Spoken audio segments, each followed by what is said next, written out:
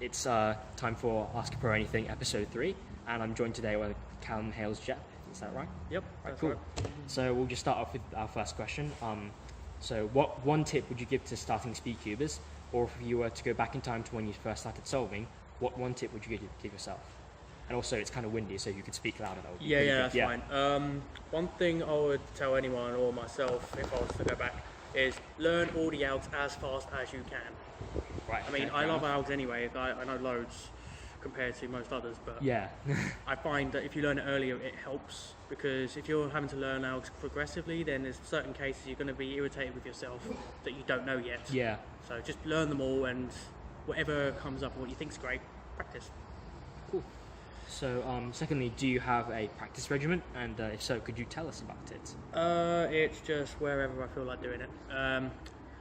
On the train to work, about an hour, I might just pick out my cube, just do a few turns here and there, not time. But when I am at home and I am sort of bored, I'll just bring up a timer, do a few solves, make sure I want to do the certain event. Say do an average of 12 before switching event, because I do multiple, so I don't get too bored or annoyed with myself when I start to deteriorate. Yeah. All right, so I'm actually recently thinking about turning accuracy and how to make a really flowing turning style. So since many modern cubers have they have quite rough turning styles, do you when you used older cubes, do you think this helped to make your turning more accurate, or do you think that people should just go straight up and use modern cubes just to turn? Start with the modern cube. So start with modern cube. Point. Okay, there's no point. Okay. No, because you will just be limiting yourself, because having a better cube will always help, regardless of speed, I think. Yeah. There's others that would say against that, but I think they do, because if you're not having to worry about the lockups, you are more likely to want to turn faster. Okay. So, just start with the older cubes. I mean, I started in the Diane era, so cubes were pretty good then. Cool. So now we move into algorithms techniques, and so which algorithm sets do you know, and in what order did you learn them, and which ones did you know when you start getting sub 10 solves? So OLPL obviously. Col, I think that's just essential. People should know that after they've learned OLPL and want to progress. I did know full ZBLL, but I've forgotten a good chunk of it because I just couldn't be bothered to keep it up. So I know about 60 to 70% of it, and I use it whenever I get it, in case I recognise. A lot of winter variation. I know a good few OLO skip cases for F12.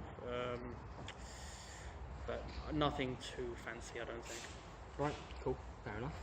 So I'll move into a quite important question now.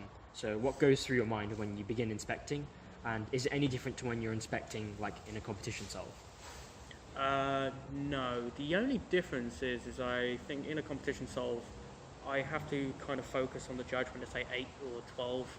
When I'm at home, probably a bad practice, but I don't use inspection. I just do whatever I want, because I want to be able to have the time while I'm at home with no real inspection to plan out something more complicated. Say if I've got an X cross or even a double X cross, which I can sometimes do. You just push for that at home, right? Yes, always. So in about 70% of the solves, I will either go for X cross or look for my first pair. Only when the cross is really hard do I not bother. Okay, fair enough. So you just focus on getting the cross right when it's hard. Yeah. Okay, fair enough. So do you find that solving on one cross color is more helpful in improving your F12, or would you say that being partially color neutral or completely color neutral is better? Or what do you think about that? I mean, I solved white yellow. The transition to white yellow was really easy, because all I did was just swap the LL colors. Yeah. Because they're opposite, you don't have to alter what is got to be on the outside, like blue, green, orange, red. They're just still there, just flipped. But then when you're actually solving, you don't actually think about where they are, I don't think. So fair enough. One colour I think is a bit more limiting than two, because you might get a really terrible cross. Yeah. I only do whites, and that sometimes happens to me. I might start doing yellow, black cross as well. Okay, cool. Thanks. I know you know quite a lot of algs. Which other theory with you? I have. I do. Right, cool. Okay, cool. So, could you show us one of your most useful algorithms that you don't think many cubers know? That's okay. Over here. You say useful. I know a Yeah. lot of not so useful stuff. All right. Okay. Okay, so I'm going to do. So here, it's going to be. It's an OLL skip case. So if I've got this, a block here, and this here, so it kind of looks like a fish case on the side. Yeah. I do.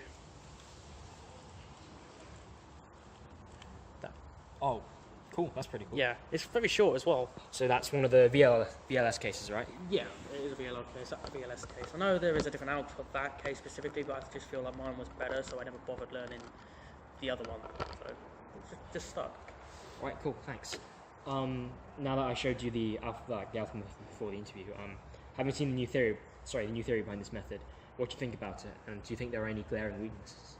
The alpha method. Ribbon method. Yeah. I mean, it would be cool if, like, you got really easy cases. Because I think I've seen that they are actually shorter solutions. The only problem is I think recognition might be a bit of a pain if you're having to worry about where the twisted corner is. I'm just doing that because I'm lazy. Having to combine that with extra stuff, there's a whole new set of stuff that you're going to need to learn. Whereas if you just solved it, then you've got OLPLO, which is very easy to recognise anyway. And I don't know. It's really. I don't think enough research has been put into it to actually know. There are definitely limitations because, like, having to have that edge solved, whereas if you could just solve that one straight away, I think if you just got to have it solved, just do the rest and just solve CFOP like normal. As for benefits, I mean, if it is easy to recognise, which I don't think anyone has developed a recognition system fully yet, or maybe they haven't, I don't know, but I think people would have to jump on the bandwagon that way, but at the moment I still think CFOP is above. If it helps, I think learn it as well. But that's for people to judge for themselves. Right, cool.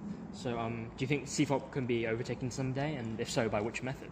I think I've kind of combined the last answer with this one, whereas I don't think CFOP can, but if you could use elements, like if it was already dead set there, and you already had, then fair enough. Maybe a good single could come from another method, but I think CFOP's still top. CFOP's still top, okay. And I'll follow that up with this. How fast do you think the limit of 3x3 can go, like speed-wise, given the 15-second inspection limit? I think 5.5 would be feasible. Say about 5 years, I think, perhaps. Okay, fair enough. Okay, and following from that, do you think the inspection time for 3x3 can be increased up to like 20 seconds, say, or anything, something like that? To be fair, I think 15 is plenty enough because once you go further into inspection, like you might plan too much and mess up, and even then you're going to be relying on your look ahead anyway. Yeah, that's true. So you can't really exactly get any closer to a speed blind. So yeah, fair enough. So do you think maybe there could be more inspection for other events? Maybe 7x7, there could be more than 15 seconds? I think the same applies. It's all, really? all to do with look ahead, because if you're going to be sitting there ages where someone else has already started to solve, then I don't think it's going to get much advantage from that, because there's so much going on. Yeah, there is, isn't it? So it's fair enough. So and now we have the extras for fun. If you were trapped on a desert island, what one cube would you bring, and who must be a cuber would you bring with you, and what item would you bring with you and why? What one other item would you bring with you and why? Well, I'll bring my bulk, my 3, because it is the most useful. Like one-handed, blind, feet the lot. Cuba, Chris Morris, dank memes. Okay, fair enough. And item, I don't know. Actually, probably my Diablos, because I'm pretty good at them, and I haven't practiced in a good while. So I might, if I was trapped, I'd get good at it. Oh, okay, fair enough. And if you could have one superpower, what would it be and why? Well, I mean, I am a superpower, so this question. But I'd say flight. Just the convenience of being able to fly would just be amazing. Fair enough. And we'll just follow up with the last question, and this is a fairly serious one. So what's your greatest fear and why? It's death. Easy death. Even though death is something that I should not joke about but do, I am scared of it. Okay. Because I don't know what's on the other end. If there is another end, I personally think everything just goes black and you disappear, just like before consciousness. And I don't think I like that, so fair enough. I try not to think about it. Yeah. Right, cool. So that concludes it for this Ask a Pro episode. Thanks, Callum, for joining me. Yeah. And thanks for watching, everyone, and we'll see you next time.